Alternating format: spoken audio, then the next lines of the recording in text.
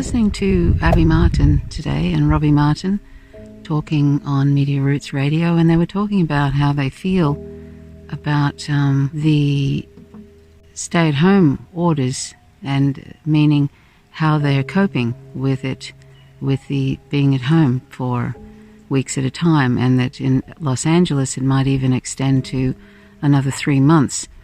And Abby Martin was saying how initially she was starting to feel like she wanted to talk to people on FaceTime and all that different sort of thing, and she sort of felt like it'd be good to catch up with different people. And then after a while, she started to retreat in a way and didn't feel like talking to anybody. And I think the same was said by Robbie Martin.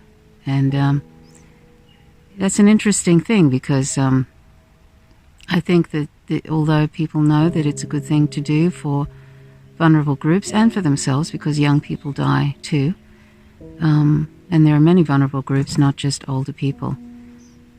Apparently there's a quarter of the people who die are diabetic, apparently.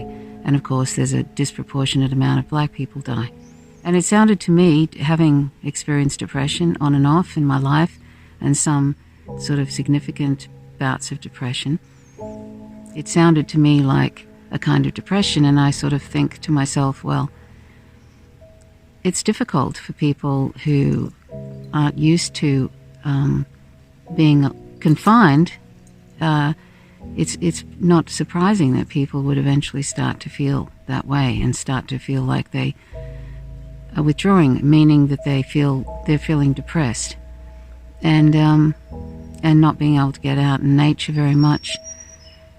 All the things that you usually do, and it brought to mind people like Julian Assange, who have been basically isolated for the better part of 8 years, pretty much, well, you could say 8 years in the Ecuadorian embassy and now in Belmarsh prison, and that they have in store for him he's going to be put in the special administrative measures in if he's extradited to the US, which looks like that'll eventually happen because there's just a kangaroo court situation in the UK.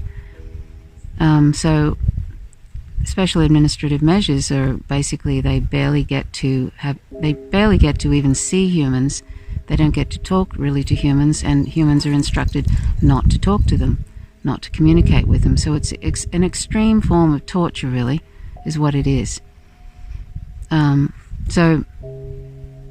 So of course, people who are in this COVID pandemic, who are stuck at home, and if you're not fortunate enough to live in a rural area, as I am, you might be in an apartment that's very small, and I don't know how people are coping with that. That's a kind of almost like if you're going out for essential things, and you may only go out a couple of times a week, and the rest of the time you're at home, and hopefully you're not home with abusive people, but there are many many women who are with abusive partners in confined situations, and I think that's just awful. And there's been a number of murders in the UK. Murders of women in domestic violence situations have doubled. But I imagine just for most people who aren't with abusive partners, or they're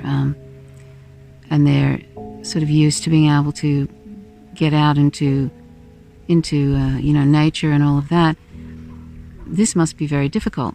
Even with the circumstances I have, which are very beautiful, you can see the river in the background, and I can go down to the river and have a walk along the river, and sometimes I do my podcast from there.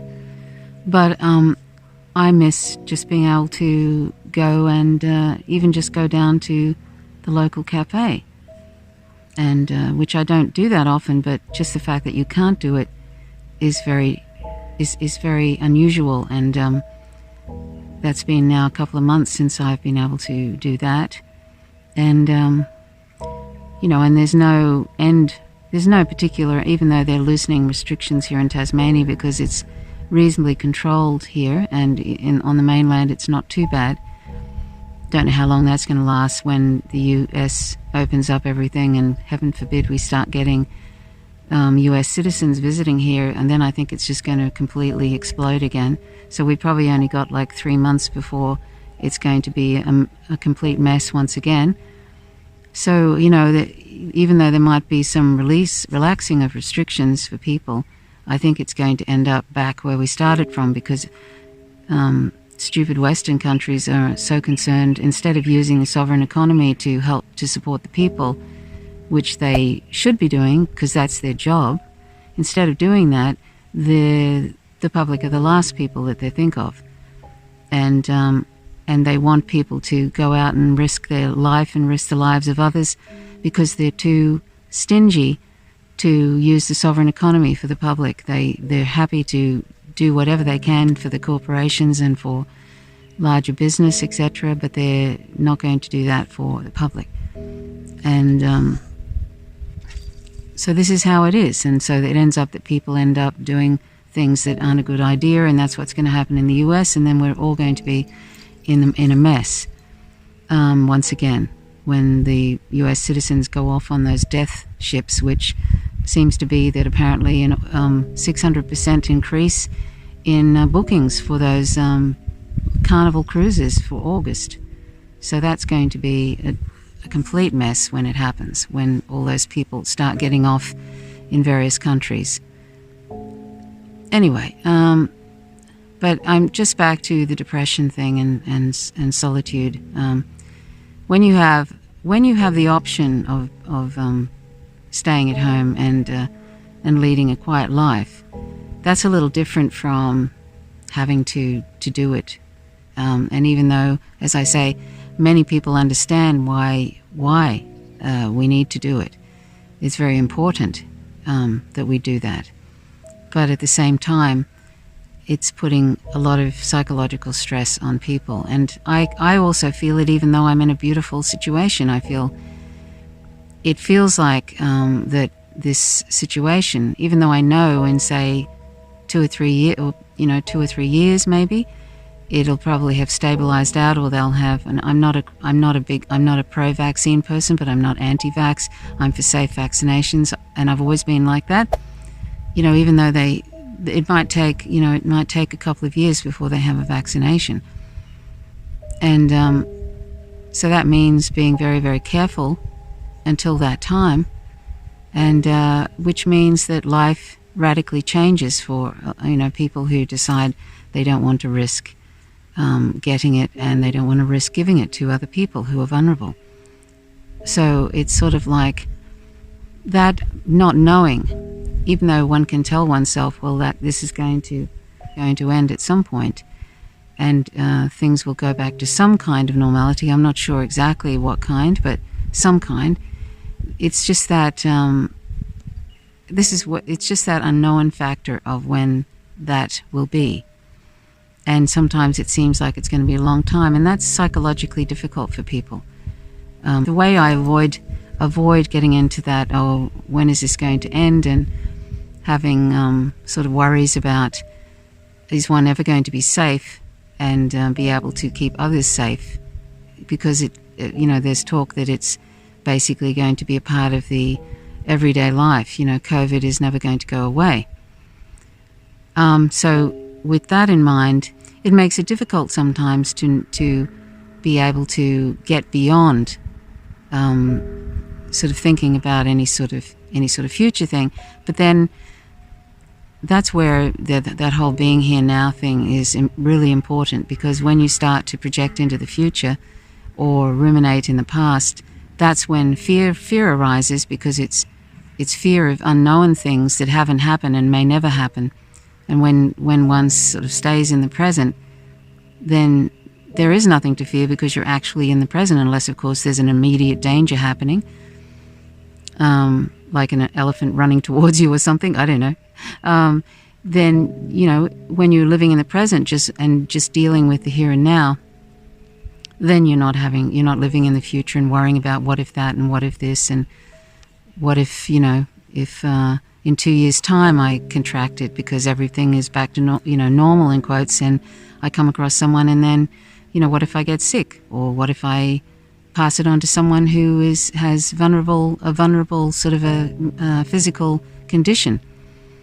there's all that kind of thing. But the thing is that the way I avoid it, I'm just talking for myself now, like everybody has different ways of handling this. I find, that the best way for me to handle this is to just to not be in the future. And the way to handle anything really is to just stay with the present and enjoy what is now, because, well, look at this beauty that behind me with the beautiful purple flowers and the river in the background and the mountains.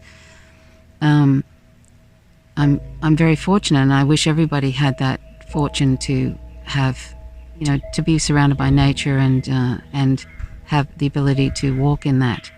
But the best way I found to deal with anything in the future is just not to be living in the future, where it's all really in our heads and we can project all sorts of awful things about future things that never ever happen. So we make our present time miserable worrying about the future, and we also put stress on our bodies because we create anxiety and fear, and then we're living in that fear and living in we're putting stress on our immune system, and that's where you can start getting sick from, because you've reduced the strength of your immune system.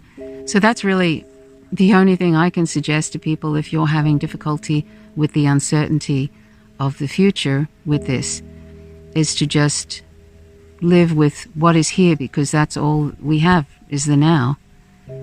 And that's all that exists right now is the now. So if we live in the now, then we don't have to be afraid, because there is nothing to be afraid of in the present.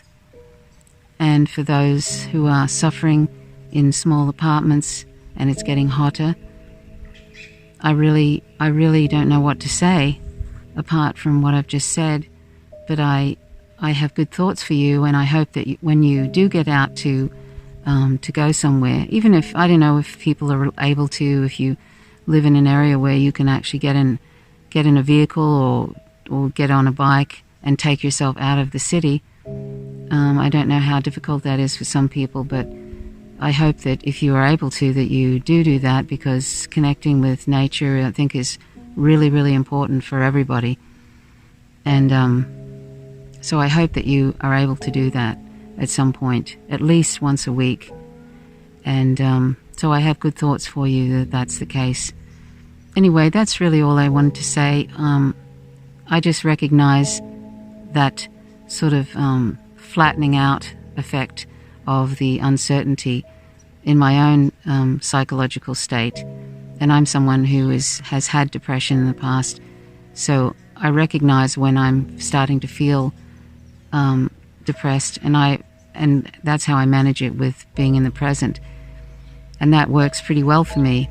Otherwise, there's a lot to worry about, really, when you think about it. If one lets oneself worry, there is a lot of things to worry about with the way things are handled in the West, and on various levels, from climate crisis to neoliberalism and to this pandemic and when it will end, and if there will be this vaccine that's safe, and will it mutate and then that won't be effective. There's all these different things, but we could sort of torture ourselves and work ourselves into a state worrying about all these different things when really they haven't happened, and probably maybe will never happen, hopefully. Of course, there are things that are most likely going to happen in the future, like increasing climate crisis, but right now this is all we have. So I hope that you'll join me in being here in the now and appreciating every little thing that happens, and being alive, and giving good wishes to those who are either literally imprisoned, like Julian Assange, or people that are in prisons all over the world, political prisoners, and otherwise people that are trapped in abusive situations, or trapped in countries where the West is oppressing and occupying, and all of that kind of thing. Palestinians trapped in Gaza under the blockade. There are so many people that are in really dire circumstances all the time. This is before COVID-19, and maybe we can appreciate more that situation because of this, the little taste of what it's like to be trapped in circumstances and uncertainty. Anyway, so thanks so much for watching. My name's Trish Roberts. You're watching Faint Signals from Vigo. Please subscribe if you haven't already. Click the notifications bell, otherwise you won't receive notifications when I drop a video. And always feel free to leave comments. Hit the like button if you like the content, and please share if you enjoy the content. Thanks so much for watching. Till next time, bye for now.